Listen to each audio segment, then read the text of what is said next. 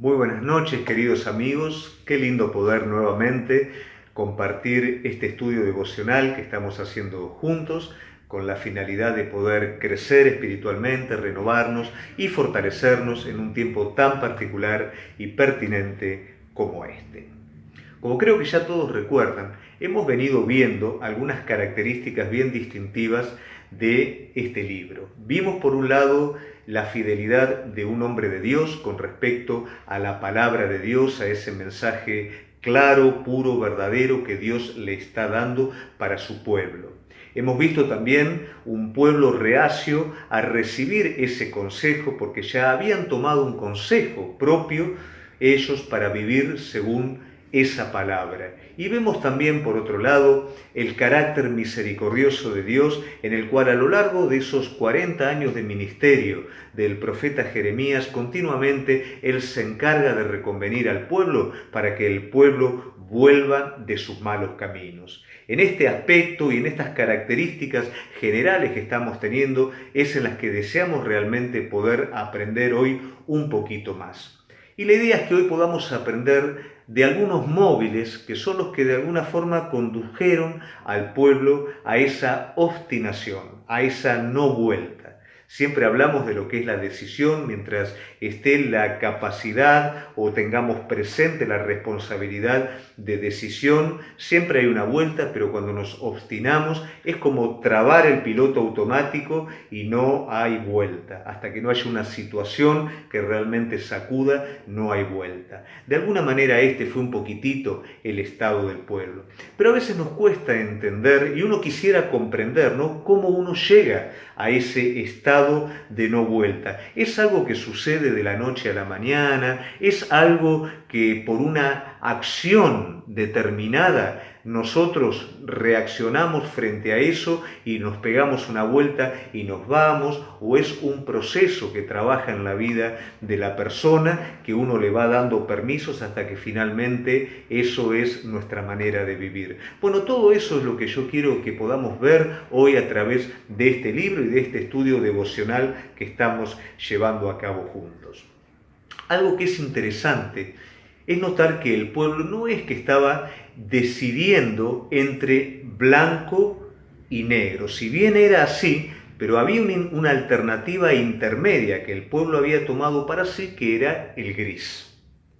El gris puede ser tanto blanco como puede ser tanto negro. El gris es un relativismo, por así decirlo. Y nosotros muchas veces podemos tomar lo relativo y justificar de alguna manera. O sea, lo relativo puede ser, para mi interpretación, yo puedo decir que lo relativo o el gris es blanco o el gris es negro. Yo lo puedo ajustar a lo que quiero. Y cuando yo me obstino en este criterio relativo, es donde yo caigo en el error. Y como me obstiné en ese error, voy en una cuesta que si yo no reacciono en el momento propicio, lamentablemente me voy a estrellar. Es lo que sucedió con el pueblo. Ellos se obstinaron en un gris, en un relativismo. Este relativismo constaba en aceptar de alguna manera a los aspectos convenientes de Dios y de su palabra, pero continuar también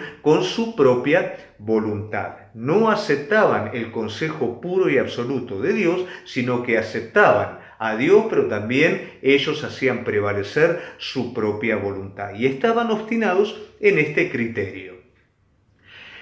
Cuando nosotros decimos querer hacer la voluntad de Dios, querer obedecer la verdad de Dios, no siempre en lo profundo del corazón es lo que realmente queremos hacer. Tal vez está en intención, pero tal vez todavía no llegó a ser una decisión o una determinación en nuestra vida.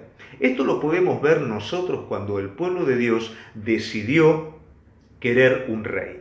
Vamos a ir a la palabra de Dios en 1 Samuel 8, 19 y 20 y vamos a ver esto un poquito como una ilustración, ¿no?, de decir querer hacer la voluntad de Dios, pero esconder nuestros propios criterios.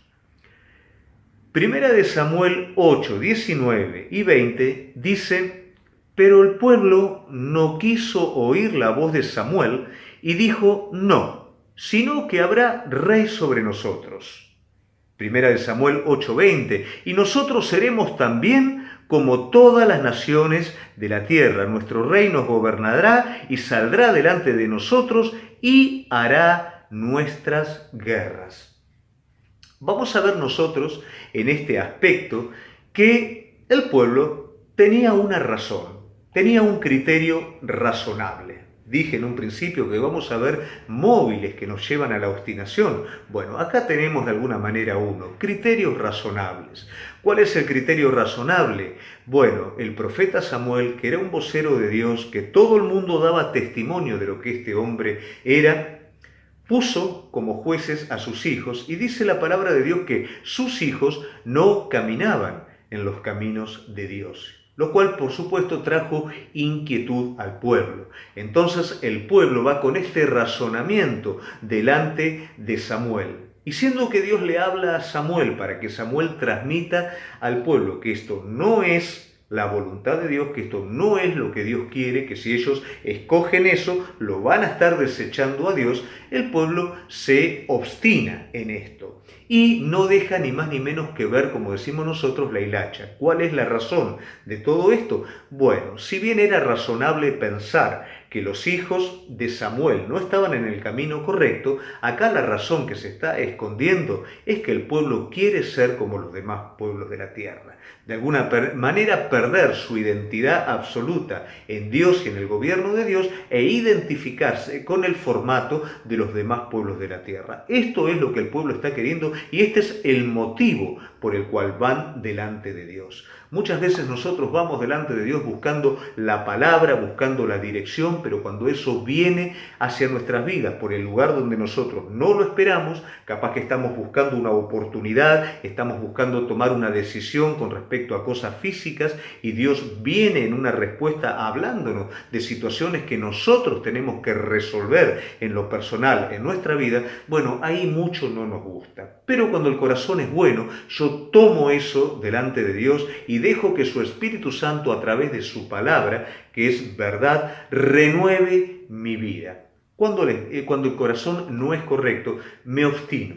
Cierro mis oídos frente a eso y busco un consejo que sea de alguna manera propicio a mis intereses propios. El profeta Jeremías puede ver todo esto. Y Jeremías llega a una conclusión, y ese es el texto del libro en el cual empezamos. Vamos a ir ahora sí al libro del profeta Jeremías, y en el capítulo 6, versículo 10, vamos a ver una conclusión a la cual llega el profeta. Jeremías capítulo 6, versículo 10, dice: ¿A quién hablaré y amonestaré para que oigan? He aquí sus oídos son incircuncisos y no pueden escuchar. He aquí la palabra de Jehová le es cosa vergonzosa y no la aman. Esa es la realidad interior del pueblo. Dice que sus oídos eran incircuncisos. Ya hablamos anteriormente sobre las dos señales, ¿no? La señal de la circuncisión, la señal de no sembrar entre espinos. Hablamos un poquito al respecto. Y justamente hablamos que la circuncisión por sí mismo es solamente una marca. Lo importante es lo que ocurre adentro. Lo importante es la esencia. Queriendo decir con esto el profeta que el pueblo realmente no quiere escuchar. No quiere oír la verdad. Por eso son incircuncisos de oído. No quieren oír la verdad. ¿Por qué razón? Porque la verdad, de alguna manera, les es vergonzosa. ¿Y por qué les es vergonzosa? Porque no la aman. Ese es el estado del pueblo y eso es otro móvil, que es el que conduce de alguna manera al pueblo al final, al que ya todos sabemos que va a llegar. No aman la palabra de Dios, les es algo vergonzoso y no escuchan de la manera apropiada. Todo esto en conjunto, como quien dice, es una mezcla explosiva. Y todo esto tiene que ver con esas determinaciones que tomamos nosotros en nuestra vida sobre qué es lo que queremos escuchar. Cuando nosotros queremos escuchar la verdad de Dios, corremos hacia ello. Nos diga lo que nos diga. Tengamos que hacer lo que tengamos que hacer. No ponemos prejuicios, solamente queremos encontrarnos con la verdad de Dios y si es necesario ser dado vuelta como una media en ese momento. Pero cuando hay obstinación, cuando hay condicionamientos, voy hacia determinadas palabras específicas que tengan que ver con lo que yo quiero escuchar. Y ahí lógicamente se produce el error. Nosotros vamos a ver en este libro que hay un momento en el que prácticamente se produce el modelo de esperanza. ¿Qué quiero decir con esto? Se produce ese modelo en el que el pueblo, si seguía por ese camino, sería salvado del juicio. Cuando Jeremías comienza su ministerio, lo comienza en paralelo, ¿no?, con Josías, con el rey Josías.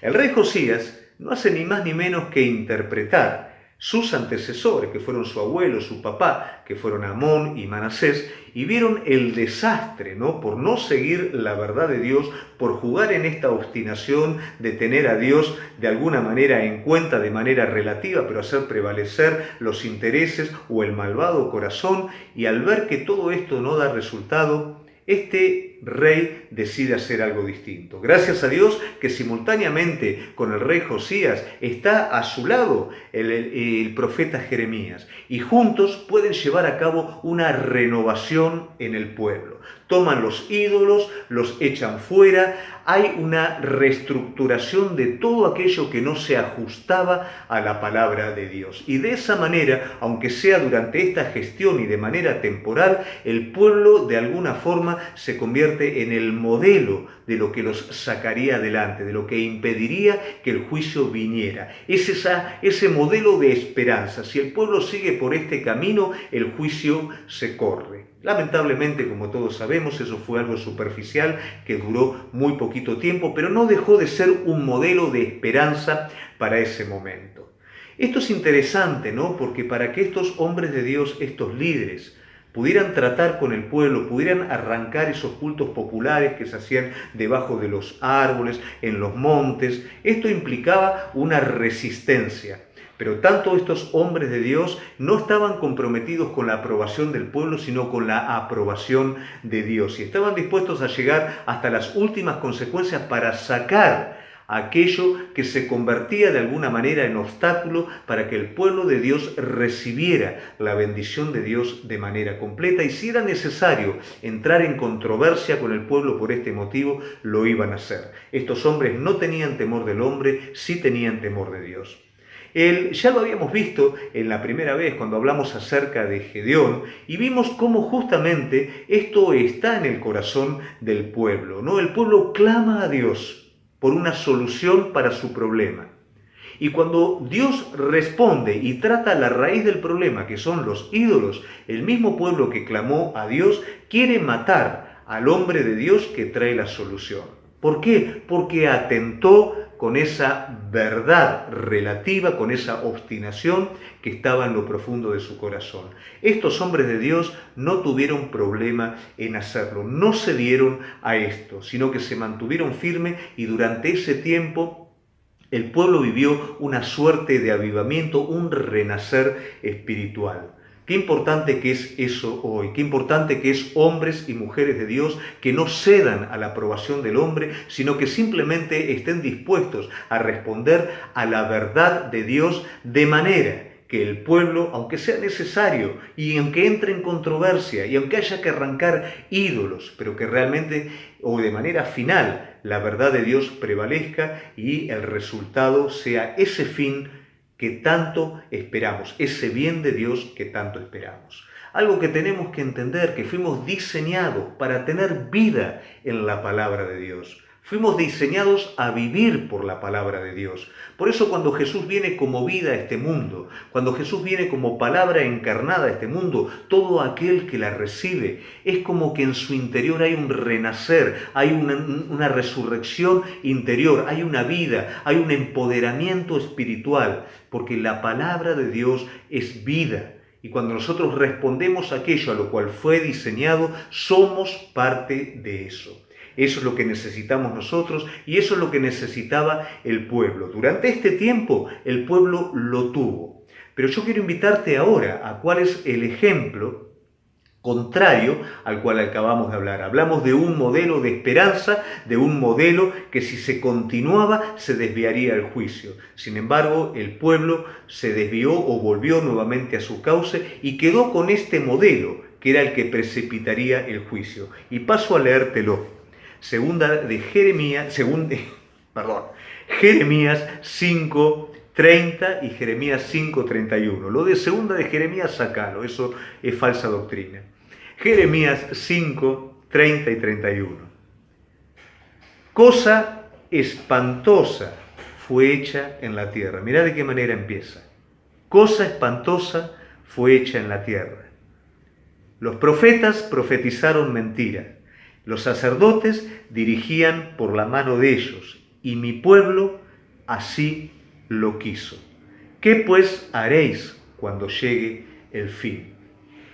Así como vimos anteriormente un modelo de esperanza, de renovación, llevado a cabo por líderes espirituales, aquí también vemos el rol de líderes espirituales, pero vemos un principio que le es común tanto a los líderes como al pueblo.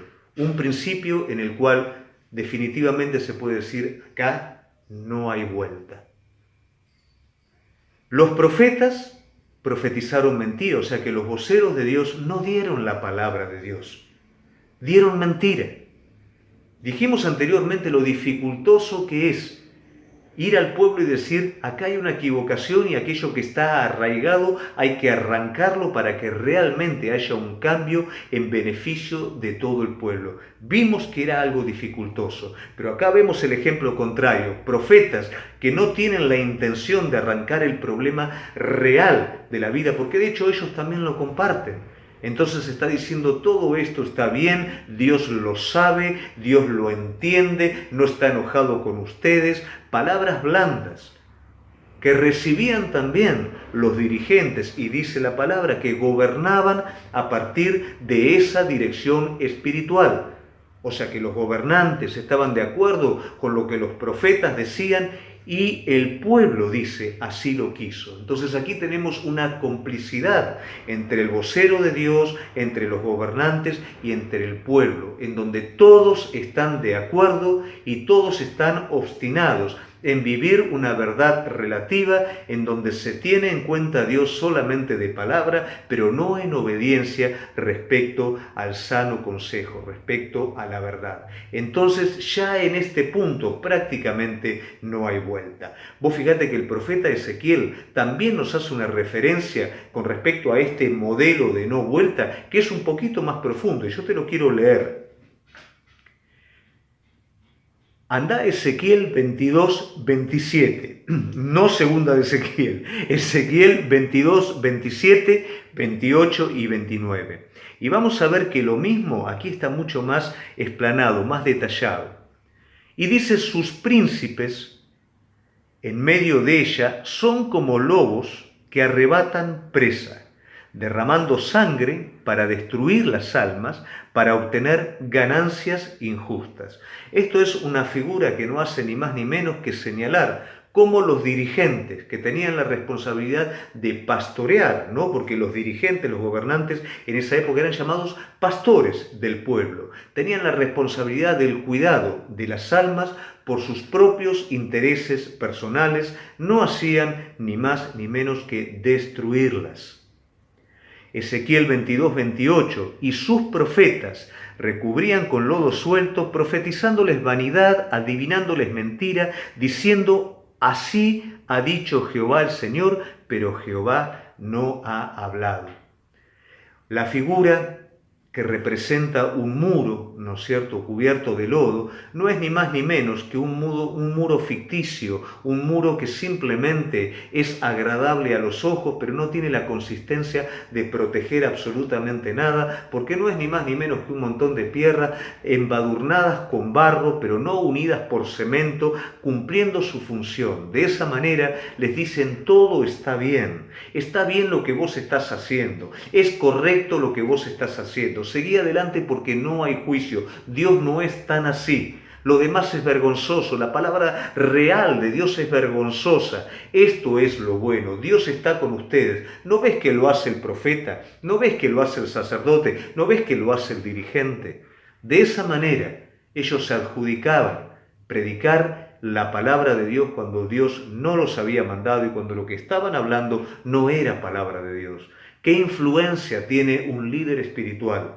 ¿Qué influencia tenemos en este tiempo, cuando realmente el pueblo de Dios está necesitando escuchar una palabra de Dios, una palabra que le permita discernir el tiempo presente, que le permita hacer los ajustes necesarios para vivir el tiempo que hoy Dios nos está permitiendo vivir y proyectarnos hacia ese futuro en el que Dios nos va a estar introduciendo? Qué importante, iglesia, que es que vos, yo, hoy podamos estar escuchando la palabra de Dios y no escuchando vanidades y no escuchando ilusiones, sino la concreta, correcta y verdadera palabra de Dios.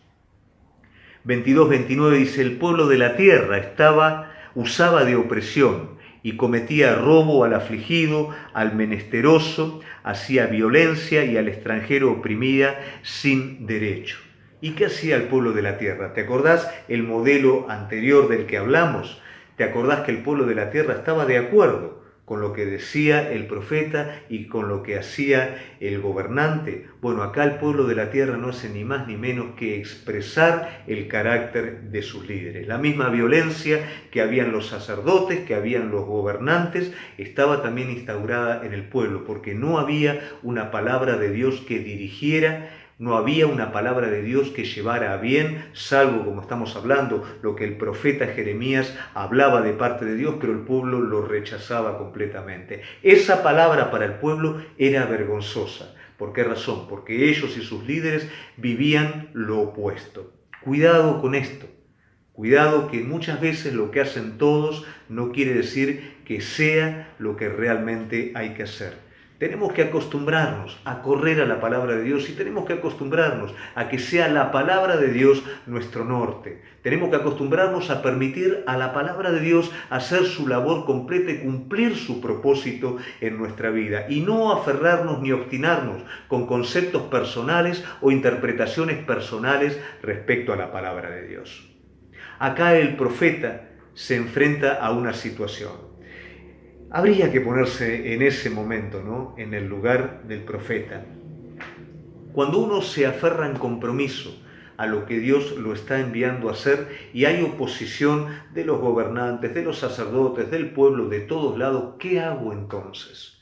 Este hombre se mantuvo fiel y ese fue el éxito de su vida y de su ministerio, como también hoy, en la vida de cada uno de nosotros, el éxito es la fidelidad. Mi pastor es alguien a quien yo admiro mucho por su integridad y por su fidelidad. Yo recuerdo, él está en Mar del Plata, es el pastor Ricardo Soto, y doy gracias a Dios por este hombre que me enseñó tanto acerca de la fidelidad a Dios. Lo vi pasar por todos los vientos de prueba que vos te puedas imaginar, pero él siempre se mantuvo junto a su esposa Mirta, firmes e íntegros en la palabra de Dios, en la presencia de Dios, y eso realmente fue un ejemplo muy fuerte que marcó mucho tanto mi vida como la vida de mi esposa. Agradezco a Dios por el líder espiritual que el Señor puso adelante mío.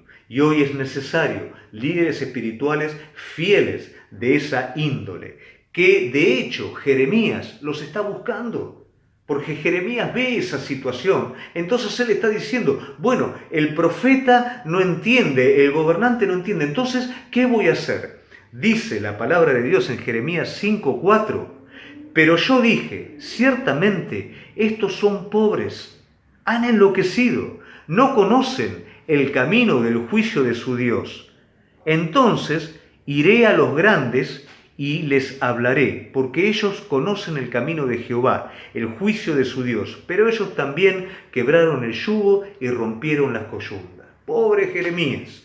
Acá Jeremías está diciendo, bueno, el profeta no entiende, el sacerdote, el gobernante no entienden. Entonces, por lo menos, voy a ir a aquellos que son respetables, aquellos que tienen una jerarquía en el pueblo de Dios. Voy a ir a ellos a ver si de alguna manera ellos entienden y pueden hacer reconsiderar al resto. Pero ¿con qué se encuentra Jeremías, pobre? Con más de lo mismo. No encuentra lo que realmente está necesitando, sino que ve que ellos también están añadidos a esta suerte de obstinación, de distorsión de la palabra y de la voluntad de Dios. Mientras desarrollaba este punto, pensaba la importancia del liderazgo espiritual. No me refiero al liderazgo cargo, me refiero al liderazgo espiritual esencial. Qué importante que es en cada iglesia, cuando hay líderes espirituales que, aunque no ocupen un cargo, son esos sacerdotes de su familia, son esas personas que tienen a su familia sujeta a la voluntad perfecta de Dios, que sus hijos crecen en un conocimiento sano de Dios, que su esposa es cubierta sacerdotalmente, que ellos traen el sustento a su casa, son responsables y son testimonio adentro y afuera. Qué lindo que es cuando estos hombres, estas mujeres están en el cuerpo de Cristo y el joven que está buscando el camino, el joven que está en ese proceso de conocimiento, puede ir a estos hombres de Dios y puede encontrar un consejo sano para su vida, para su búsqueda, para su pareja. Qué hermoso que es eso. Pero también qué triste es cuando estas personas representativas no están a la altura y no pueden dar ese consejo. De hecho, muchas veces los jóvenes ni siquiera se acercan, porque entienden que no encuentran allí lo que su ser interior realmente está necesitando. Qué importante hoy es aprender de este libro para entender la importancia de ese liderazgo espiritual. Te vuelvo a repetir, no me refiero a cargos. Vos sos un líder espiritual con tu padre, con tu madre, con tu hijo, con tu esposa, en tu familia. Qué importante es que vos puedas ser aquel medio por el cual cuando un joven como Jeremías, sediento de la verdad de Dios, puede llegar a vos y vos darle ese consejo sano, no conforme a la obstinación del error, sino conforme a la verdad de Dios. Necesitamos un liderazgo espiritual sano que pueda estar influyendo en la juventud, en la generación que viene. Proverbios 11:14 dice, donde no hay dirección sabia, caerá el pueblo, mas en la multitud de consejeros, allí está la seguridad. Qué importante que es este aspecto. Qué lindo hubiera sido, yo me lo imagino a Jeremías habiendo encontrado entre esos hombres una persona espiritual a la cual poder llegar, ¿no? A la cual poder decir, bueno, entendés lo que yo te estoy diciendo, vamos a trabajar juntos, vamos a alcanzar al resto a través de esto. Pero pobre Jeremías estaba solo, los demás no lo acompañaban.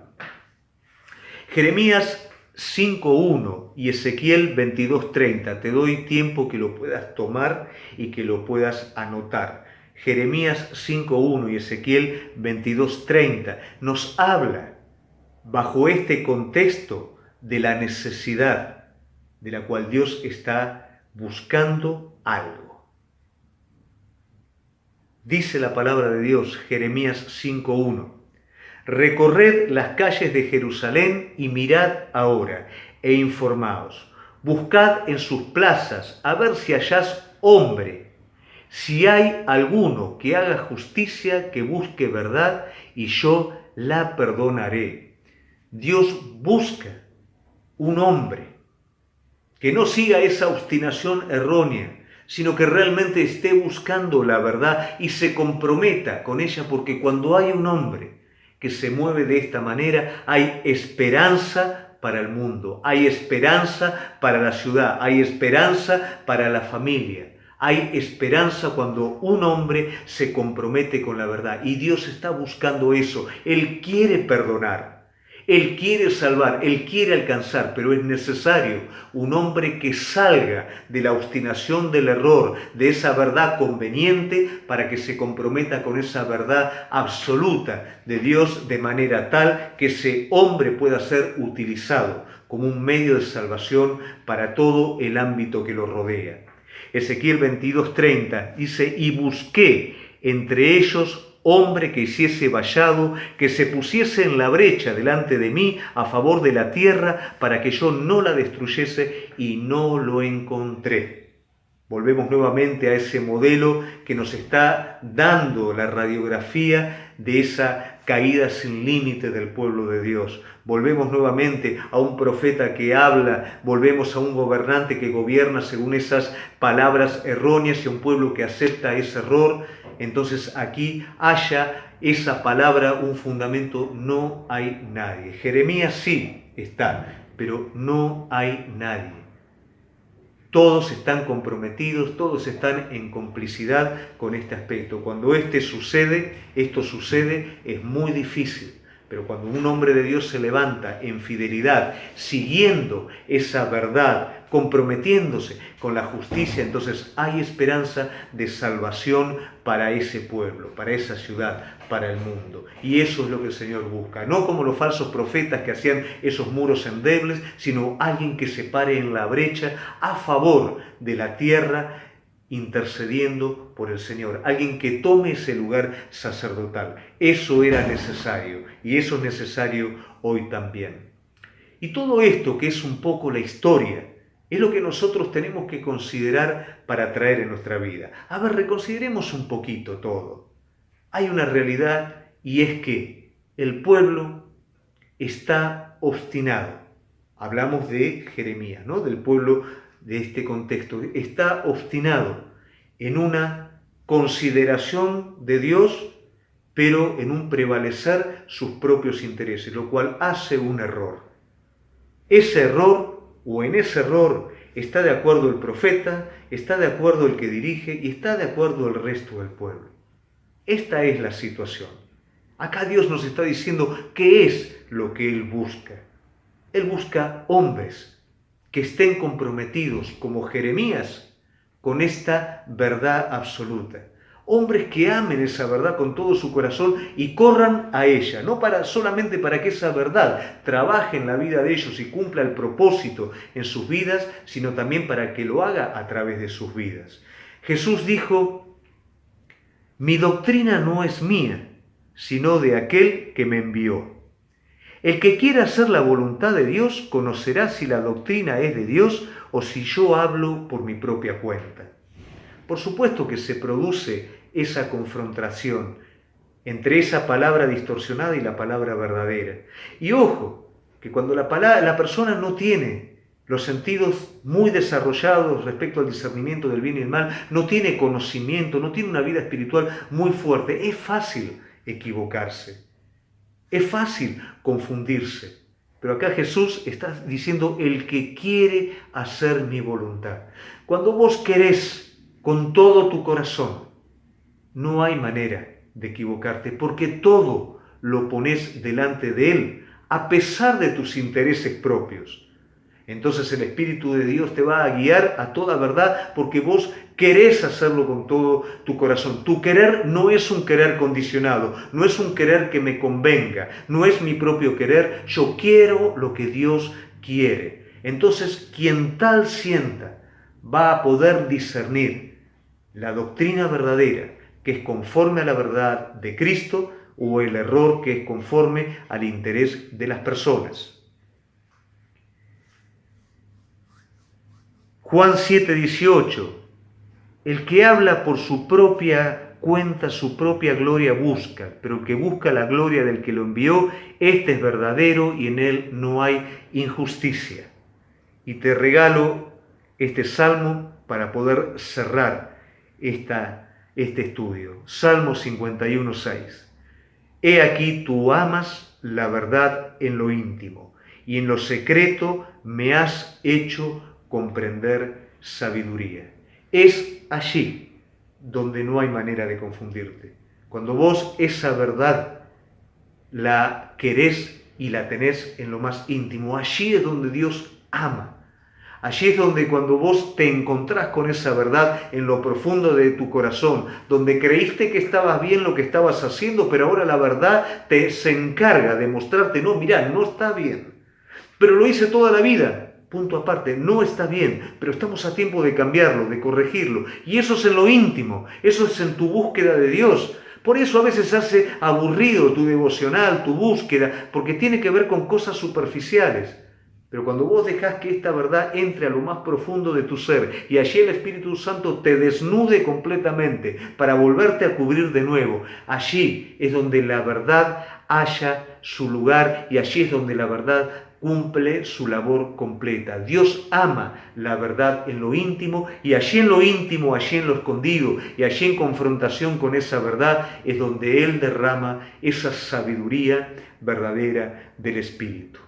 Querido amigo, yo quiero en esta noche animarte a que podamos ser como esos hombres de los que el Señor busca en el libro de Jeremías y en el libro de Ezequiel. No los puede encontrar, pero sí nosotros hoy podemos decirle, Señor, heme aquí, aquí estamos. Queremos seguir la verdad, queremos comprometernos con esta verdad, queremos escapar de una verdad obstinada, relativa, que esconde intereses propios, queremos escapar de ello y queremos realmente refugiarnos en esta verdad absoluta que es en Cristo Jesús. Queremos, Señor de los cielos, permitir que tu verdad cumpla su propósito absoluto en nosotros. Señor, te damos gracias. Yo te invito a cerrar tus ojos y poder agradecer al Señor en este tiempo por su palabra, por su Espíritu en nuestras vidas. Y que realmente, Señor de los cielos, tu Espíritu nos guíe a toda verdad. Que si en algo estamos equivocados, hoy queremos correr delante de ti. Y no queremos, Señor mío y Dios mío, entrar en el móvil de este pueblo, desviándonos, llamando a lo bueno malo, a lo malo bueno. Queremos realmente dejar que tu palabra haga en nosotros su obra completa. Que tu Espíritu nos conduzca a toda verdad. Haz, Señor, esta obra en nosotros porque amamos en lo profundo de nuestro ser tu verdad. Y queremos, Señor, en la intimidad contigo recibir sabiduría. Te damos gracias por este tiempo, en el nombre poderoso de Jesús. Amén. Querido amigo, te invitamos también, una vez que termina ahora el estudio, vamos a estar participando de la Cena del Señor, así que allí en el Zoom, en la plataforma de Zoom, vamos a estar juntándonos para poder participar juntos como cuerpo de Cristo de esta celebración. Dios te bendiga mucho y te espero el día sábado para poder compartir juntos la palabra de Dios. Bendiciones.